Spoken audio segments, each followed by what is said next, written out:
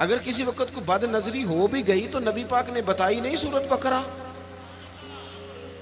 ہم کمزور پڑ جائیں اور جی تینوں کسی نے کچھ کیتا ہے، اب کوئی تو دشمن ہوتا ہی ہے نا، ساری رات بندہ اپنے شریکہ برادری پہ شک کر کے گزار دیتا ہے. یہ کمزور باتیں ہیں. طاقتور بنے، مضبوط بنے. جتنی جنگیں مسلمانوں نے جیتی بدر سے لے کر کربلا تک، ان کا پس منظر آپ کبھی دیکھیں. 313 مسلمان مقابلے میں 1000 سے زیادہ کا لشکر. نہیں، آپ کی زیادہ توجہ نہیں ہے میری بات پر. 313 بندے، ان کے پاس بھی تلواریں کوئی نہیں. 6 زرہیں، 8 تلواریں، 2 گھڑے. کبھی سوچا کریں 6 زروں سے بھی لڑا جا سکتا ہے، 8 تلواروں سے بھی جنگ ہوتی، اور مقابلے میں 1000 بندہ. ایک ایک بندے کے پاس 3 قسم کا اسلحہ، نیزہ بھی ہے، تلوار بھی ہے، تیر بھی ہے. یہاں رات کو روٹی کھائی ہے لوگوں نے تو کسی کو ملی، کسی کو نہیں ملی. اور وہاں ابو جہل اونٹ لایا ہے، ذبح کرتے ہیں، بھونتے ہیں، کھاتے ہیں. لیکن یہ 313 جب میدان میں نکلے نا، جب یہ میدان میں نکلے تو ہوا کیا تھا بھلا؟ اللہ کہتا ہے وَلَقَدْ نَصَرَكُمُ اللَّهُ بِبَدْرٍ وَأَنْتُمْ أَذِلَّةٌ. مومنوں تم کمزور تھے لیکن پھر رب نے تمہاری مدد فرمائی. اس مدد کی ضرورت ہے، اس مدد کی. پہلے تو ہم نے یہ دیکھنا ہے کہ جو کام ہم زندگی میں کر رہے ہیں وہ اس طرح کا ہے کہ اس میں اللہ کی مدد آئے گی. فراڈ میں، دھوکے میں، چوری میں، اس میں اللہ کی مدد نہیں آتی. پہلے یہ دیکھیں کہ وہ کام ایسا ہے کہ مدد الہی آئے گی. اور پھر ذہن بنائیں کہ ہم نے ایمان کو مضبوط کرنا ہے. رات کو ابو جہل نے جاسوس بھیجا کہ پتہ کر کے آؤ کتنے لوگ ہیں، تو واپس آ کے وہ کہنے لگا 312 ہیں یا 313 ہیں. ان میں بھی بچے ہیں، کچھ بوڑھے ہیں، کمزور سے لوگ ہیں. تو ابو جہل کہنے لگا پھر لڑائی کیا کرنی ہے، ان کو نہ اونٹوں کی پشتوں پہ باندھ کے صبح مکے لے جائیں گے، وہاں جا کے دیکھیں گے ان کے ساتھ کیا کرنا ہے. تو جاسوس کہنے لگا سردار پوری بات تو سن لے، تو نے جلدی کی ہے فیصلہ کرنے میں، پوری بات تو سن لے. اس نے کہا پوری بات کیا ہے؟ کہنے لگا ہیں 313، پر میں ساری رات گھومتا رہا ہوں، ہر بندہ شہادت کی دعا مانگ رہا تھا. ان کا واپس جانے کا ارادہ کوئی نہیں، وہ تیاری کر کے آئے ہیں.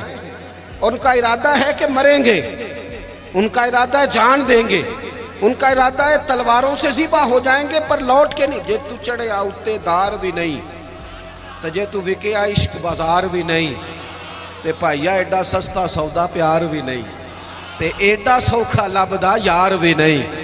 کچھ سمجھ نہ آوے لوکاں نوں اوکا دے نال شہید کرے، اساں ڈٹھی یار دے ہاتھ تلوار بھی نہیں پر او دا خالی جاندا وار بھی نہیں.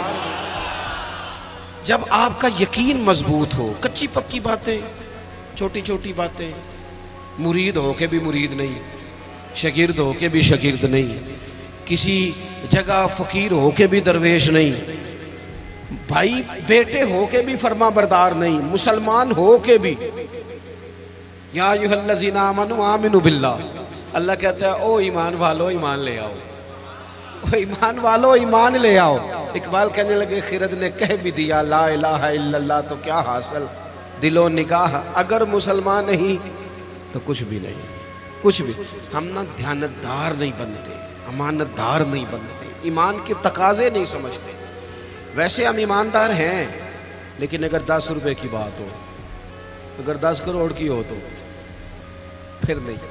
میرے ایک پروفیسر صاحب دوست ہیں، وہ فرمانے لگے کہ ایک مہنگا جوتا نا بڑا مہنگا تھا، تو اس کا ایک پاؤں کہیں گرا ہوا تھا ڈبے سے نکل کے، بالکل شاپر واپر چڑھا ہوا.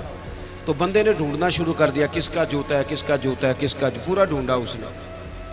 تھوڑا سا وہ آگے گیا تو اسے دوسرا پیر بھی مل گیا، پھر اس نے بندہ ڈھونڈنا بند کر دیا. یہ دیانتداری ہے. یہاں اس طرح کے ہم دیانتدار ہیں، ایسا نہیں ہوتا. خدا کے بندو، ایمان کے تقاضے، جو رزق تیرا ہے وہ کہیں اور جا کیسے سکتا ہے؟ جب تقسیم کرنے والی رب کی ذات ہے تو چھین کے کھانا چاہتا ہے. ایک بات آپ کو بتاؤں، بددیانتی کر کے کسی کے بچوں کے پیسے گھر لے آؤ گے نا تو گھر میں دولت آئے گی، سکون نہیں آئے گا، قرار نہیں آئے گا. شور نہیں ختم ہوگا. روٹی بھی ملے گی، اے سی والا کمرہ بھی ملے گا، پر نیند جب ہی آتی ہے جب خدا چاہے، آتی نہیں. ایک تو ایماندار، پھر وعامل الصالحات، زندگی صالحین والی، نیک لوگوں والی.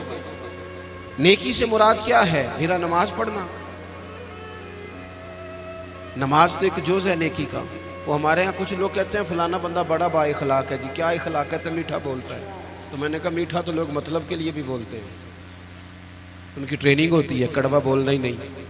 آپ بڑے مہنگے ہوٹل میں چلے جائیں، بڑے مہنگے میں، آپ نے 2000 کی چیز لینی ہے، لیکن سیل مین کی ڈیوٹی ہے کڑوا نہیں بولنا. آپ جتنا مرضی تلخ ہو، وہ تنخواہ لیتا ہے میٹھا بولنے کی. صرف میٹھا بولنا اخلاق. میٹھا بولنا بھی اخلاق ہے، پر صرف میٹھا بولنا اخلاق نہیں، بلکہ سچ بولنا اخلاق ہے. صحیح بات کرنا، بددیانتی سے بچنا، جھوٹ سے بچنا، کذب سے بچنا، وعدہ خلافی سے بچنا. حضرت عمر فاروق رضی اللہ تعالیٰ عنہ کھڑے. دیکھیں میں نے الحمدللہ امامہ باندھا ہے. میں سمجھتا ہوں داڑھی کے بغیر مرد کیا، حسن ہی نہیں، خوبصورتی نہیں. لیکن میں یہ بات بھی دعوے سے کہتا ہوں کہ دین صرف ظاہری حلیے کا نام نہیں کہ آپ داڑھی رکھ لیں، پگڑی باندھ لیں اور جو مرضی کرتے بھی رہیں. اجازت ہو گئی آپ کو. ایمان کا تو تعلق ہی باطن کے ساتھ ہے. فقط ظاہری حلیہ دین نہیں کہ آپ پر لبادہ دین کا ہے اور باقی ساری چیزوں سے آپ فارغ ہیں. اور بھی کچھ تقاضے دینداری کے. حضرت عمر فاروق رضی اللہ تعالیٰ عنہ کے سامنے کسی بندے نے کسی کی تعریف کی اور بڑی کی. ہم چونکہ مبالغہ رائی کے قائل ہوتے ہیں، حقیقت پسند نہیں ہوتے.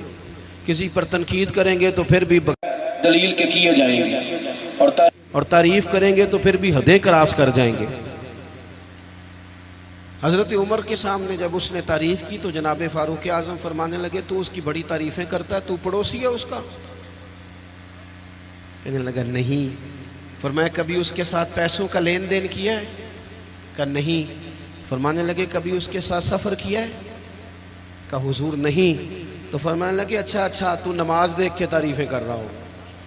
فرمایا صرف نماز دیکھ کے تعریف نہ کر، دیکھ تو صحیح باطن کیسا ہے، اس کے اخلاقی رویے کس طرح کے ہیں. میں بڑی معذرت کے ساتھ، میرا خیال ہے جتنی داڑھی کی تبلیغ میں کرتا ہوں کم ہی کوئی کرتا ہوگا، لیکن میں نفرت نہیں کرتا اس شخص نے جس نے رکھی نہیں، اور میں کوئی تکبر نہیں کرتا کہ میں نے رکھی ہے. ہمیں نا بڑے اعتدال سے. میں جہاز میں بیٹھا تھا، ایک سفر کے لیے مجھے جانا تھا، تو میرے نا دل میں خیال آیا. پھر میں نے اپنے اس خیال سے توبہ کی. میرے دل میں خیال آیا، میرے موبائل میں قرآن شریف ہوتا ہے، کچھ